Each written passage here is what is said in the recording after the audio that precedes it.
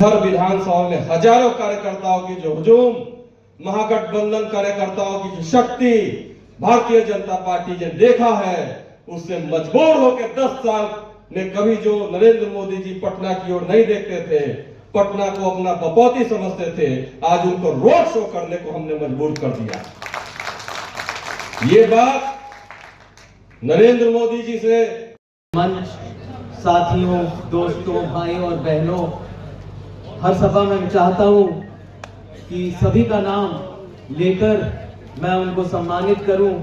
मैं सभा में असफल हूं, मैं क्षमा प्रार्थी हूं। बहुत नाम मैं जानता हूं छूट गए हैं, लेकिन मैं आश्वासन देता हूं कि मेरे दिल में उनके लिए उतना ही जगह है, मैं उनको उतना ही सम्मान देता हूं। सबसे पहले तो मैं जी का, उनकी कार्यकारिणी समिति का, जिन्होंने इस भव्य एक सभा का आयोजन किया।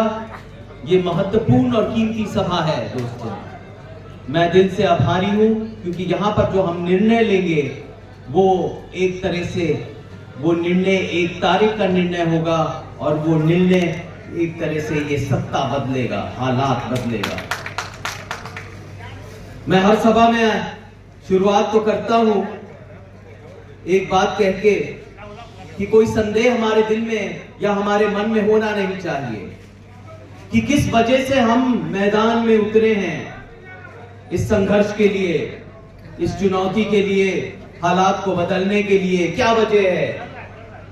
तो कोई संदेह, कोई शक, कोई संशय नहीं होना चाहिए। हम सब, और मैं आपके लिए भी कह रहा हूं, मंच पे बैठे जो वरिष्ठ नेतागण हैं उनके लिए भी कह रहा हूं, हम यहां पर मैदान में उतरे हैं लड़ने के लिए नहीं, जीतने के लिए। इसमें कोई शक और संदेह होना नहीं चाहिए। इस चुनाव को निश्चित ही हम जीतेंगे, आपके बल पे जीतेंगे, लोगों के विश्वास से जीतेंगे।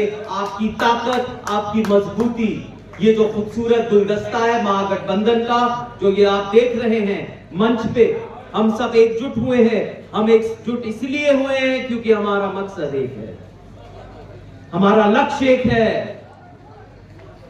हमारे दावे एक हैं, हमारे वादे एक हैं, हमारा प्रण एक है, हमारी प्रतिज्ञा एक है, हमारी मंजिल एक है। इसलिए हम एकत्रित हुए हैं। हम बार बार ये कहते हैं, अपने आप से पूछते हैं, ये ऐसा वक्त आ गया है परीक्षा का कि हम अपने आप से पूछते हैं, और पूछना चाहिए, जरा अपने आप से पूछिए कि कब तक ये जो हालात है, जो मौजूदा हालात हैं, वो बर्दाश्त करते रहेंगे? कब तक अपना भविष्य, अपना कल ऐसे लोगों के हाथों में गिरवी रखेंगे जो इतने अनैतिक हैं, जो नापाक हैं? कब तक? आप सोचिए, अपने आप से पूछिए, क्योंकि ये परीक्षा का वक्त है, ये संकल्प लेने का वक्त है। अपने आप से पूछिए, जवाब आपको मिल जाएगा। कब तक हम अपने अरमानों को, अपने सपनों को, अपने कल को, अपनी उम्मीदों पर दांव पे लगाते रहेंगे इनके हाथों? देखिए, वो दिन दूर नहीं है, वो बदलाव का दिन, वो 1 तारीख का दिन, जब एक नया सवेरा आएगा। जो ये रेगिस्तान है, जो सूखा पड़ा है, जो लोग तरस रहे हैं, और पटना शहर की भी बहुत जगह यही हालत है, पानी नहीं है, बिजली नहीं है, ये जो सूखा पड़ा है, रेगिस्तान है इस मुल्क में, ऐसी सरकार है, ये पीछे छूट जाएगी और एक हरा भरा रास्ता को हम अपनाएंगे, हम देखेंगे।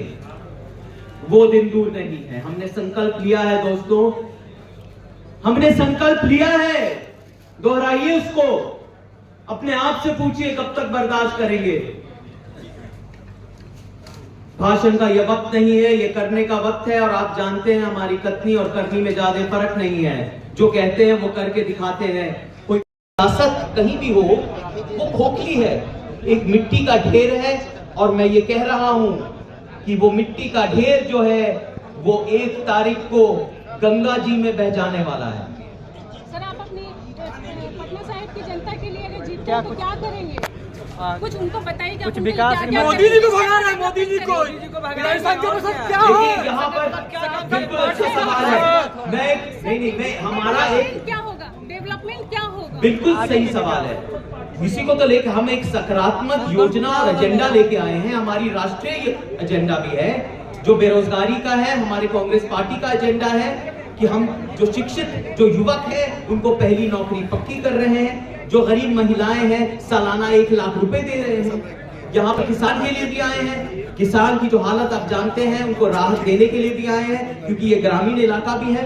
और यहाँ पर आप जानते हैं किसान जब खेत में उतरते हैं तो कफन बांध के उतरते हैं, ऐसे हालात आ गए हैं। तो हम एक पूरा पैकेज लेके आए हैं, एक सकारात्मक एक पैकेज लेके आया। मैं चाहता हूँ पटना शहर में सबसे पहले तो यहाँ पर एक IT हब मानता है, लेकिन हम लड़ेंगे इसको और हम जीतेंगे। कुछ भ्रम भी फैला हुआ है, आप जानते हैं यहाँ पर भ्रम फैला हुआ है। सब लोग जानते हैं ये भ्रम क्या है कि पटना साहिब एक कीमती जमीन जो हमारी है, जो हमारी अमानत है, कोई और कोई गैर अपने आप को अपनी जागीर समझते हैं। वो कहते हैं उनका ही गढ़ है, उनकी जमीन है, उत्तराधिकारी वही है, सत्ताधारी वही रहेंगे और कोई नहीं आएगा। ये कैसे बर्दाश्त कर सकते हैं आप? अपने आप से पूछिए, अपने जमीन से तो नहीं बर्दाश्त करेंगे हम। और मुझे लगता है, और ये बार बार मैं कहता हूं, ये कुछ नहीं है, ये ख्याल है उनका, ये प्रचार जिसकी वजह से पोस्टर छप गए तलाश गुमशुदा। वो कैसे यहाँ का बेटा हो सकता है? और बेटा है तो किस तरह के बेटे हैं ये पूछना चाहती यहाँ की आवाम। मैं नहीं, आप पूछ रहे हैं वो सवाल। ये तो आपके सवाल हैं कि जो लोग, जो यहाँ के जो सांसद हैं मौजूदा, वो किसी के दुख सुख में, उनकी दिक्कतों में, उनकी परेशानियों में कभी शामिल हुए नहीं, किसी की बरसी में, जयंती में कभी गए नहीं। वो तो कार्य करना दूसरी बात है। भाई आप मौजूद तो रहिए, सुनिए तो क्या परेशानी है, क्या फरियाद है। तो जो रहे नहीं वो कैसे हो सकते हैं? वो जो अपने आप को कहें वो मैं यहीं का हूं, मैं यहीं का बेटा हूं, मेरा घर यहीं का है, मेरी पृष्ठभूमि भी यहीं की है और मैं यहीं रहूंगा। सर 2 बार से वो जीतते आ रहे हैं, 2 बार से सांसद रह चुके हैं और बीजेपी का गढ़ माना जाता है। फिर उसमें आप इसको कैसे मैनेज करेंगे? कैसे नहीं, गढ़ तो अपनी जनता को कैसे अपनी तरफ अट्रैक्ट करेंगे? क्या करेंगे ऐसा? नहीं, गढ़ तो एक प्रचार है, ये गढ़ नहीं है।